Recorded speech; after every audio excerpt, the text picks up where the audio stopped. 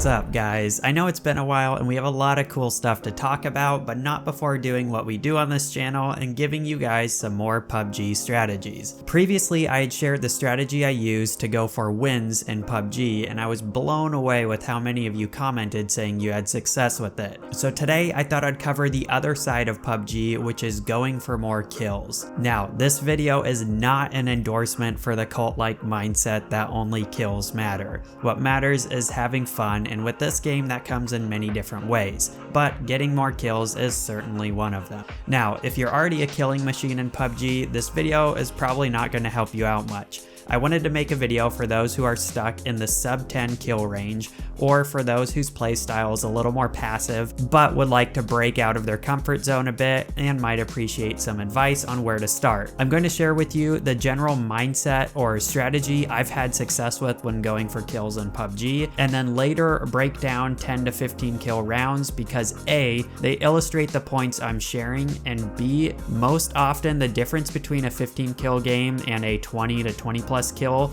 are random factors that just aren't repeatable. I certainly don't want to discredit or downplay the skill of players that can regularly land 20 plus kill games. I am not one of them, but for most people playing PUBG, it is straight up hard to even encounter that many people in a round. That's why in those highlighted 20 plus kill games, you often hear the words, "What is happening right now?"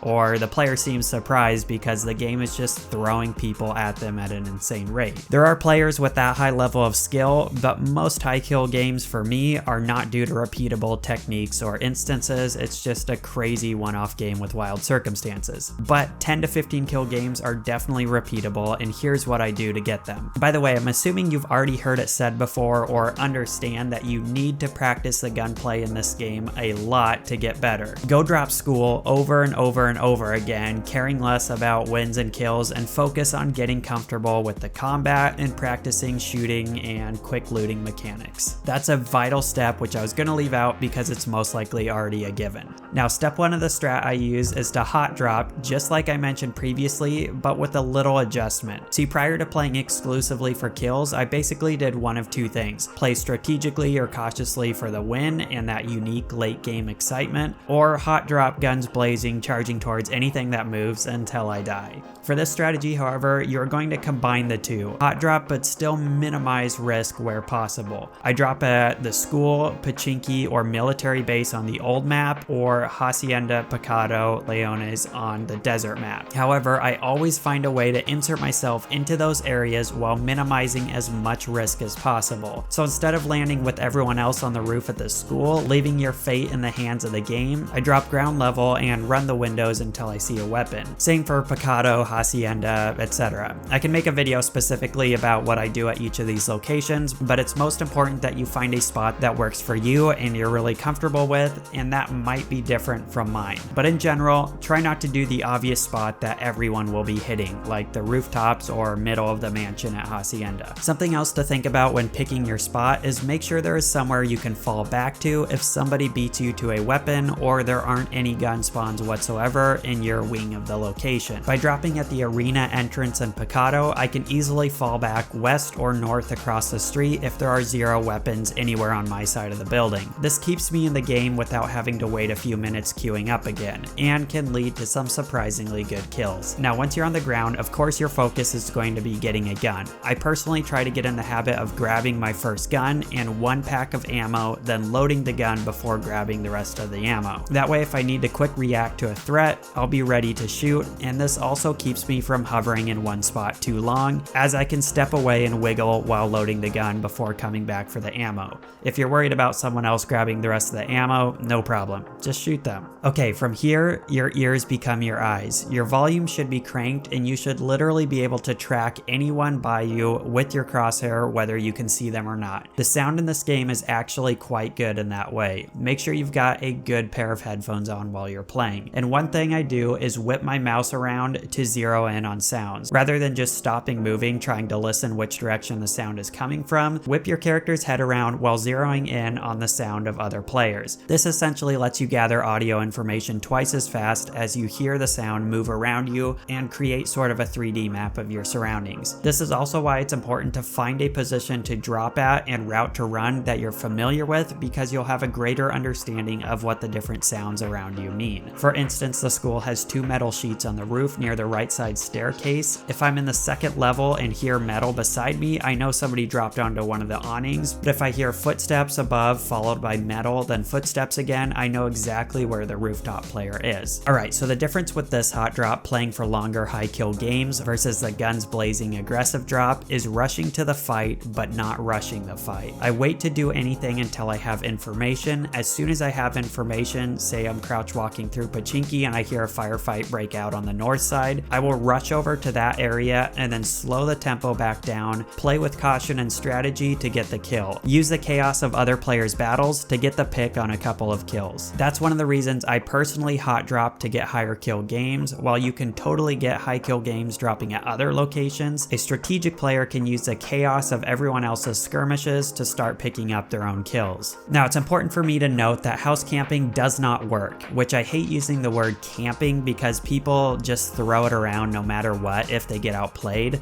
An aggressive player could be storming through the map, and when they get into an engagement with someone else, slow the tempo back down to win that fight, which to the other player looks like camping. But that aside, house camping does not work to get a lot of kills for 2 reasons. A, you're most likely not going to come into contact with as many enemies as you could be, and B, just like in say a boxing ring, there's a certain advantage awarded to the person who's pushing the fight with confidence, not giving their opponent any chance of a break. Hopefully you know what I mean, but when someone's pushing you with a hailstorm of bullets and grenades, you can start to lose control of the situation and panic. Again, not saying abandon strategy for aggression, but be the one in control of fights. Make sure you meet your enemy on your terms, not theirs. Camping can be a good way to survive, but it can also easily get you backed into a corner you can't get out of. Just a reminder, this is a strategy I've had great success with, but that doesn't mean there isn't another method that works for you. Now, there are essentially 2 killing phases in a round. That is why I drop somewhere spicy at the beginning. One phase is the initial culling at the start of the round. Lots of chaos for strategic players to move around in, lots of targets in one small area. And then the second phase is the sub 20 player portion of the game. Once you're down in the teens for remaining player count and you're around circle 5 or smaller, you will be able to start systematically getting in fights again. I will go over what you can do to get kills in the mid game, but it is just never consistent. You might meet a lot of people, or you may never see a single soul mid game. This is why I focus on the beginning and end of a round for kills. Everything else is bonus. The mid game is also pretty dangerous because you don't have near as much information per area to play off of as what you do at the start or end of a round, thus making it easier to get shot in the back. Now, once you have come out on top at the beginning or have been forced out of your early location by the circle, there are essentially 3 things you can do to try and get kills mid game. The first is cover choke points. So for the old map, that would be the bridges. Again, this one produces pretty random results. Sometimes you get nothing or 1 kill, and sometimes it is non-stop madness. On the desert map, any of the main roads leading out of popular areas and into the new play zone are good. For instance, if the wide side of the circle is down south, which would force a lot of players to be displaced, find the one main road leading north into the play zone and wait. People are often speeding into the zone late on that map via the roads. Second thing you can do is chase airdrops. If you're not already in a fight, I highly recommend doing this. It's one of the most guaranteed ways to come into contact with other players, but it is also largely dependent on whether the airdrop is near you, if you have a vehicle, and what the terrain between you and the drop is like. But so long as it's near you, do it.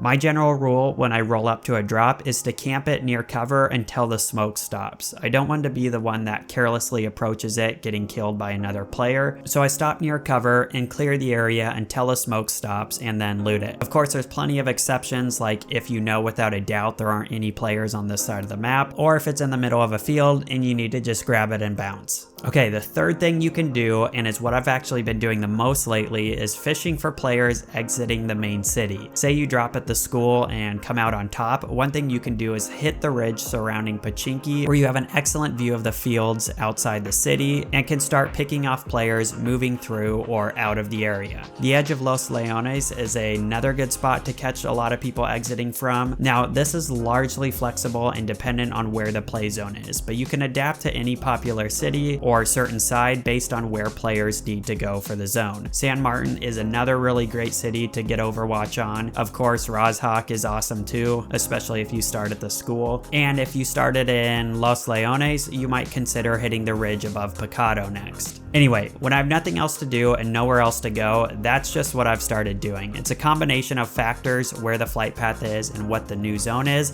but it can be a good place to start looking for other players mid-game. Of course, all of this is extremely flexible mid-game. If you hear or see a nearby firefight, you're better off just pushing that and then moving to the next fight you hear. But if you've got nothing to go off of, one of those three ideas make for a good starting point. Of course, you can always just drive around in a vehicle till you get shot at too. But remember, rush to the fight, but then don't rush the fight. I'll probably make specific videos about winning firefights early, mid, to late game, but for the sake of this video, I'm just providing an overview of how I play for kills. Now for late game. This is usually around circle 5, and there should be around or less than 20 players. This is where the circle gets small enough that everyone has their own little slice of the zone, but there's not much dead space. Playing for wins, you would be finding a defensible spot and just routinely clearing your little slice of the circle. But playing for kills, you need to ramp the tempo back up and start encroaching on other people's slice of the circle. Hopefully there's enough fighting at this point that you can start using audio again to create a mind map of where other players are and where you should go to fight them. But if not, just start methodically clearing around the circle and constantly scan every direction while moving from cover to cover, looking for signs of other players such as misplaced vehicles. Usually you can have a pretty good guess at this point where to find people given what compounds or high ground locations are in the zone. Again, same principle as before, rush to the fight, just don't rush the fight. Be the one to push people so that you can meet them on your terms, and best case scenario, try to get those picks when players are distracted by other fights. And flank and reposition like crazy. Since you're not trying to do the whole hide and survive thing, people are going to know where you are after every kill you get. Avoid looting at all costs and move as soon as you get a kill so that you're ready for the next player coming after you. Especially once you're down to the final 1v2, keep moving around so that you can hopefully pick up both kills, and as soon as you kill the first of the final 2 players, immediately begin flanking the other direction, as that final player will be focused on where you just fought from. Alright, that was a lot to put out there. Again, this is just an overview of the mindset I started using to regularly get higher kill games. That does not mean it's the only way or that your different strategy is in any way less valid. You could certainly get high kill games without hot dropping at the beginning, but for me it's been more consistent this way and is better practice. There are so many more minute details we could get into. I will try to follow this up with more mechanic specific videos about winning firefights or strategies for dominating the early game, and just like the win strategy video, I will follow this video up by posting and breaking down some of the rounds I played using this technique and show you guys exactly what it looks like in practice. Definitely stay tuned for that. Alright, those of you that made it all the way through this video, we are officially live streaming right here on YouTube this weekend, like today. And if we all have an awesome time, we will continue to do so and nail down a schedule for you guys. Both Hannah and I will be playing, so it's going to be a super fun time. We tried so hard to make this happen on Valentine's Day. We're going to hang out and play with you guys live all day, because what else are you supposed to do that day? But unfortunately, we've just had a nightmare of a time trying to get our systems and internet to work for live streaming. It may not be top notch, but I think we got it working now as a starting point, and it's going to be a blast. So make sure you're subscribed and turn notifications on if you want to join in on the fun. We will be posting more information on that soon, but until then, I will see you guys on the Battlegrounds.